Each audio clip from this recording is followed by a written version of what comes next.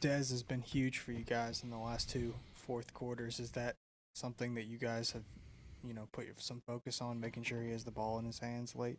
Yeah, definitely. I mean, obviously, he's improved so much over the season with his decision making, his playmaking, his downhill attack. Wasn't getting it going from the 3 point line early, but knocked down three in the second half, which was big. Obviously, free throws. There's just a lot of trust that with all the development he's shown in the offseason and this season, and just our attention, like how we improve our fourth quarter offense, putting the ball in his hands. I think he played all 12 minutes in the fourth quarter, so we needed every one of those minutes for sure. But just really proud of his effort tonight, just being a great playmaker. And you see when he's getting downhill, like he bailed us out a lot of times too. I mean, their pressure really bothered us in the fourth quarter, where it's like helter skelter out there, and then he finds a way to just get downhill. He tried to make some really good passes, a couple didn't connect. A lob to JJ and a dump off to X, but he's trying to make the right plays, and then he's on top of that scoring at a really, really good rate.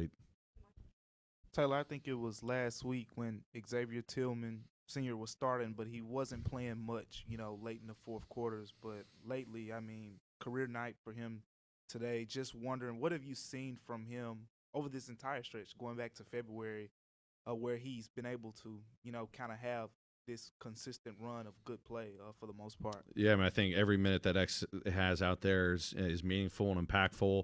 It's a credit to him. He always stays ready. Obviously he gets put into the starting lineup and flourishes coming out of the break. Defensive assignments. Offensively just playing within our system. Figuring out screening role combinations with Ja, Tyus, Dez. He's doing a great job there. He just makes winning plays, and there's just a lot of trust with the discipline he plays with on both sides of the floor. He came up with some big plays tonight, a couple finishes underneath the rim when we needed a bucket, and he found the right space, and teammates connected with him. But it doesn't matter if it's 35 minutes tonight or it's 21, 24. He understands it. Sometimes it's just a product of how the game's finishing. We got other guys that we're going to roll with. Play a little bit smaller, four guards and a big, but there's a lot of faith that he can play significant minutes for us. Defensively, you guys did well for 3.5 quarters. What did you do well for 3.5 quarters to get you such a comfortable lead? Yeah, I don't know how you put those 3.5. It was all over the place. I thought our transition defense was terrible to start the first half, terrible to start or to finish the first half. Our discipline to take away the paint was good for the most part, but then in the fourth quarter it broke down. Bencaro was able to get downhill. Fultz, I'm looking at the box score. I'm not sure they scored 5 fast break points. I think they had a lot more than that. So they really hurt us in that department. And then obviously just our inability to rebound. We give up 20 second chance points, critical moments of the game. So wherever that 3.5 good basketball was, we figured it out. But we've got to learn from this and get better. I mean, our transition defense and our rebounding are Achilles heels of ours. It's not, a secret or anything like that. So we got to improve in that area. But I really loved our ball movement. In the first half was really good. We had some sporadic moments, in the second half, but their physicality bothered us. I think the runs kind of just killed our energy a little bit on the offensive side. But luckily we were able to make enough plays and actually inbound the ball, inside out and full court situations, because when they do that, it can throw a curveball and it catches you off guard. We were prepared for it, and luckily we made it just enough plays after, a couple mistakes. Coach, in the back, you got the Clippers coming in for two. How different is that team without Paul George? Obviously, Paul George is so important to what they do. Obviously, all-star. Obviously, I think the Clippers always do a great job just adapting. When personnel's in and out. Obviously, Kawhi's playing an extremely elite level. I think they're going to get Norman Powell back. The addition of Russ. They hurt us. With some runs in the second half with their physicality and the pace and force that they played with. They can go big. They can go small. They just have next man up mentality. It's a credit to them. They figure it out. Who knows how long George will be out, but I think they continue to play with their same system. A couple guys may just be featured a little bit more, but when you've got Leonard and you got Russ pushing the envelope for them, and you got a lot of other guys that can I think Batum had a great night the other night. Eric Gordon's playing really well for them too. They got a lot of firepower, so we got to be ready for this 2-game miniseries. Just want to confirm, so Ja will be good to go for the game tomorrow? Yeah, that's our anticipation. Yes.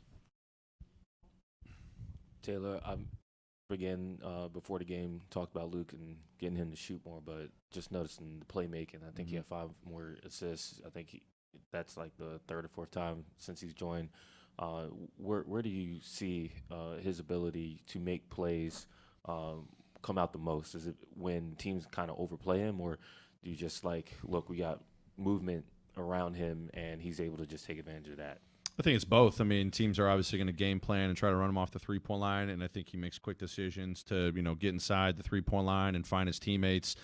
Did a great job connecting tonight. Trying to sprinkle in some a little few more play calls for him to get a three or be the decision maker. And then I think just as we're emphasizing what we call our 0.5 basketball, just the constant movement, body movement, ball movement, that fits his style.